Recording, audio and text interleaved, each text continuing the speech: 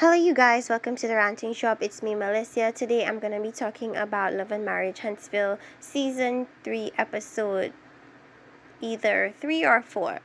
And let's just get right into things. Let me grab my notes quickly so we can talk about it. This episode overall was very lackluster to me, which tends to happen with Love and Marriage Huntsville. It was just it wasn't giving much. So Tiffany and Mel speak, and they talk about how she's doing. She said she's been busy working. They talk about Mel's pajama party, and Tiffany speaks about how Stomy just kind of intervened when she and Kimi were talking, and she felt like it was a bit intrusive, a little bit rude. And so Mel was like, well, that's how you came in as well. And then it's kind of like Tiffany is getting a little taste of her own medicine. Mel just thinks that people should learn to not get along but be civil. So essentially, you don't have to be friends, but you can be nice to each other, is what she's saying, or fake nice. Book signing event. So Mel was made aware of the book signing event a day or two before they went to see before the event actually took place, and for her I guess that wasn't enough notice. I feel like what it is that in the past she has given Martel the kids when it wasn't his turn. I feel like that definitely has happened before, but I guess she chose this opportunity to decide to teach him a lesson and let him know that you can't have the kids whenever you want. Now this whole book signing thing has garnered very mixed reviews. Some people think that Mel was wrong. People think that Mel should just give him the kids, regardless of any signed agreement by any court, any document, anything of that sort. And then there's people who feel as if Mel has a right to keep the kids. It's her turn to have the kids. So I happen to be on the side where I believe that I'm kind of in the middle, in that I see both sides. I see that with Melody, she's thinking, first of all, you didn't give me enough notice and it's my time with the kids and I have things planned with the kids. I can't just give you the kids whenever you feel like, because I also have things planned around the children. And people were like, well, she should have just passed near the event, at least let the children show them their faces. And that is true. That is definitely something that could have happened. There could have definitely been some form of compromise there. But the way she was speaking to Tiffany, it almost seemed as if she wasn't invited. So she wasn't going to make any appearance there, and it just, whenever Mel does something, it seems a little bit petty. It seems as if she does it because she has negative feelings attached to that person or that experience. So I feel like that's why people were like, oh, Mel was just being salty. She probably was. But at the end of the day, she has a right to. And then people were feeling sorry for Martel because the way they edited him was, oh, this sad dad who didn't get his kids for the book signing and played a going home music, played a sad music, woo woo woo, I'm so sad. And yeah, so that was that. And then Mel talked about teaching boundaries to Martel, and Tiffany thinks there's many sides to their story. Mel says Mel is essentially trying to say that her side is the only truthful side, and Mel has lied on multiple occasions about different things. The thing with these people is that they feel like they could get through lies by using semantics. So you see, for example, Maurice was like, oh, he wasn't at the event. Actually, he was like, no, I didn't see any interaction with Martel and the lady at the event. And the way he said it, it almost seemed like he didn't attend.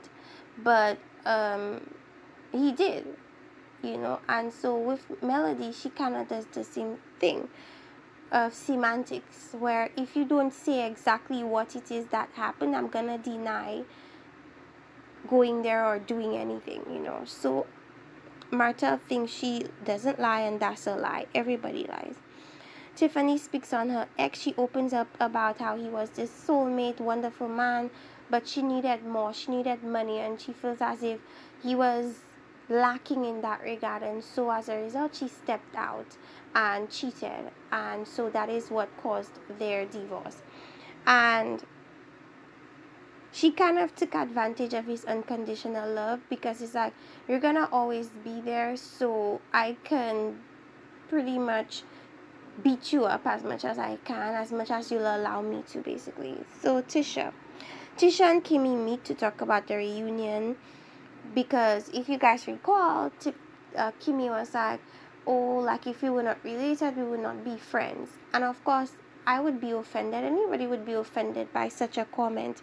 And she was trying to, backtrack a little bit and say that essentially that's not what she meant. She was basically talking about the fact that they were going back and forth, and she doesn't want to go back and forth with anyone. And typically when she has to do any type of back and forth, she chooses to walk away and just leave the situation. And so she was saying that the intention wasn't to leave and forget Tisha. It was more so that at that moment she didn't want to be related or friends with her because they were fighting too much.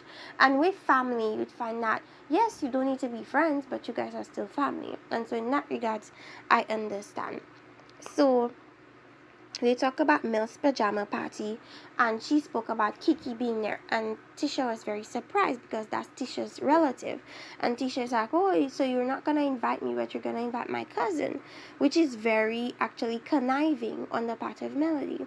And so she let Tisha know that she was the topic of a lot of conversation, and she didn't like that. She felt like Tisha is not here to defend herself, so why are you guys talking about her? And they're not the closest. We learn that Kiki and Tisha are not the closest. They have had their disagreements, but Tisha feels like, you're my family. At least talk to me if you have an issue with me, as opposed to talking about my business with somebody that doesn't like me. And I completely agree. I mean, for you to do that, it speaks to the definite divide between you and that family member. And it's always better to speak to your family as opposed to kind of getting them back by talking about your business to your enemy, so to speak. So essentially, the conversation moved from that to, well, of course, Tisha decided to have a conversation with Kiki to like address that situation. And then we learned that Kimi speaks on her honeymoon, and they had so much fun. They went to Puerto Rico, I believe, and she thinks all of them should maybe do a group trip to that place. And so yeah, she spoke about the honeymoon, Mel's pajama party, Kiki, and everything of that sort. Tisha thought they were in a good space, but it seemed like they probably wasn't, and she held a bit of resentment towards Tisha. Marceau and Maurice speak on their wild vacation. Louis comes in. Marceau thinks Louis was being offensive, so he felt like he had to be defensive in protecting his marriage. One thing I do agree with Marceau about is, I feel like when you barely know people, like when people are like literally strangers, well, they're not even really strangers.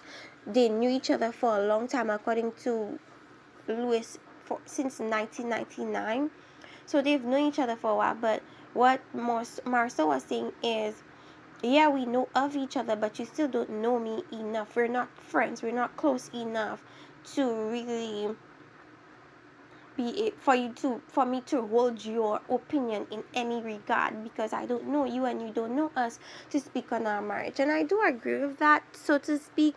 But this all commenced mostly from Tiffany, because she felt the need to divulge information that she heard from Louis, when really and truly Louis was, I guess, having private conversation with the guys, and they thought everything they said were in confidence, but really it wasn't. And so it's kind of like, there's no trust there, there's nothing there. Like it's literally just blossoming. And one thing that I do agree with in the regards to that whole situation is that Louis always like talks about like he is in, like he has a big mouth when he speaks to his wife about Marceau and whatever happens with them. But then when he goes into that space with Marceau, he becomes this docile, quiet, understanding, agreeable individual, and it just seems very hypocritical. It is very relatable, but it is hypocritical as well. So Louis apologizes now that I guess he understands the situation. I feel like, I don't know if Maurice necessarily should have been there. I guess he was the mediator, but he was there. And then when it was Marceau's turn to apologize for the way he came at Louis and he didn't see the need to, but he eventually apologized for being as harsh as he ended up being, I guess. Then we have Melanie and Martel. She's his assistant. They're talking about his upcoming events, his wine, his calendar, the book signing. She's talking about putting a billboard up on Times Square with the kids. And they're talking about, I guess, premiering the wine in Atlanta in a mansion, inviting these upper class people so that they can taste it. And people like, why not just have a regular tasting with regular folks? They are the ones that's gonna be the people to purchase your product, and so they're the crowd that you should be wanting to please. So I think that that's the direction that they should go in. Like, I understand you want your product. When people think of wine, they think of high end, they think of quality, they think of expensive.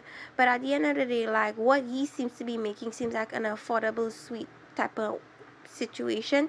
So then talk to people that are in that price bracket, not high upper class Atlanta folk, because they might not really tell you the truth. Because when people are in people's events that they're invited to, I feel like people feel obliged to not be very honest. And so in a more open setting, you'd get more honesty about the product. Now Marcel is still blaming Melody for the fact that the children did not go to that event, but it's your fault at the end of the day. If you knew you're in a volatile situation, why play with that? You know, why not err on the safe side? Anyways, he says now he's going to do so, and whenever he has anything with the kids, he'd make sure that the kids are during his time with the kids as opposed to Melody's time, to avoid this problem again. So Stomy and Tiffany meet, and it got off to a very sassy start. She apologizes for how she came across to Tiffany, and they speak on the transparency thing, and Tiffany was like, she's not transparent, she's really just an authentic person. She spoke a whole lot. Well, they edited it to make it seem like she spoke a lot. And then we learned that Stormy has endometriosis and that she had to get IVF to conceive, and she doesn't want kids again because her experience was traumatic. She suffered a hemorrhage and, almost bled out. So Tiffany's thinking of another kid. Come to find out that I was looking at Tiffany and thinking Tiffany was 40 something years old. Come to find out Tiffany is 34 years old now. That's crazy to me. She does not come across as that young. It could be because of what she wears, how she conducts herself, but she definitely seems much older. It's still hard to believe. So they spoke about her story as a kid. She was adopted. Now we've heard that story before, and we know that Tiffany was adopted. She doesn't really know her mom. However, she is trying to get in contact with her dad. So, I mean, there must be an identity, some sort of identity crisis, because you don't know where you truly came from.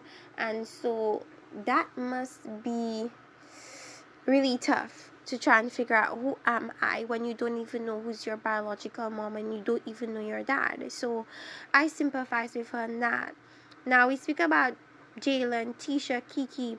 They're at the Black Cigar Lounge, and it's for Tisha to meet up with Kiki, and we learned that Kiki feels a way about Tisha divulging her personal business to Melody and Martell. She feels like it was not something that she told to her for her to spread to other people, and she felt like her trust was betrayed. Now there's a little bit of a contradiction because Miss Tisha is saying that she never did anything wrong, and that when she did find out, I guess she did something wrong, she apologized. And that's the thing, you guys. Apologizing for something doesn't necessarily mean that when you did it, you knew it was wrong. It could be that when you found out that it affected somebody in a negative way, then you're like, oh, I'm sorry for my actions at that moment.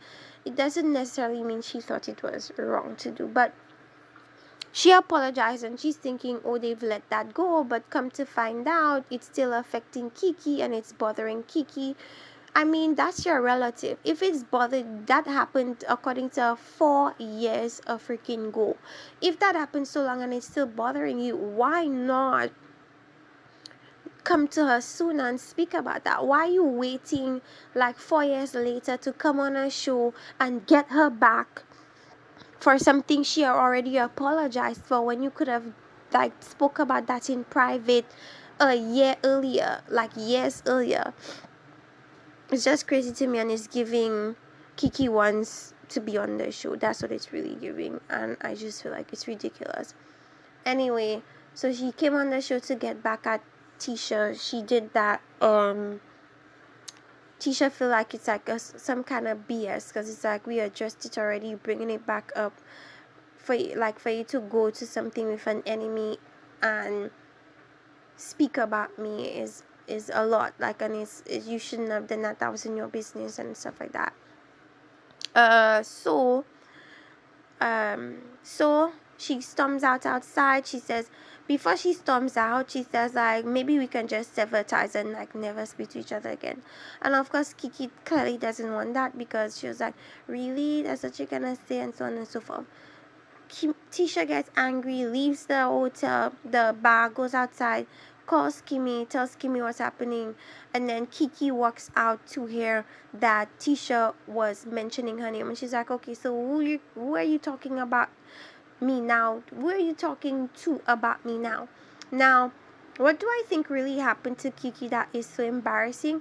Maybe she was temporarily displaced and she needed some place to stay, and so in that case I would understand why Tisha would feel the need to tell Martell and Mel, oh, this is why she needs to be with you guys temporarily. This and this happened to her. I completely understand. Like, you're trying to be transparent because you're inviting they're accepting a stranger into their house. They don't know on what premise she's coming in, what's the issue, what's the need, so I feel like in that sense transparency was important.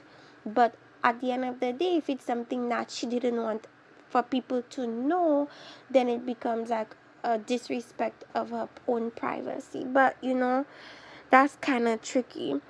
But anyway, yeah, you guys, so that's really what happened.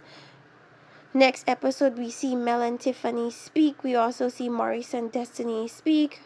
And we're gonna see a whole bunch of other drama coming next episode. I did not want to spend too long on this episode because not a lot happened. What did we learn? We learned that Kiki has some pent up animosity towards Tisha, and she came on the show to get her back.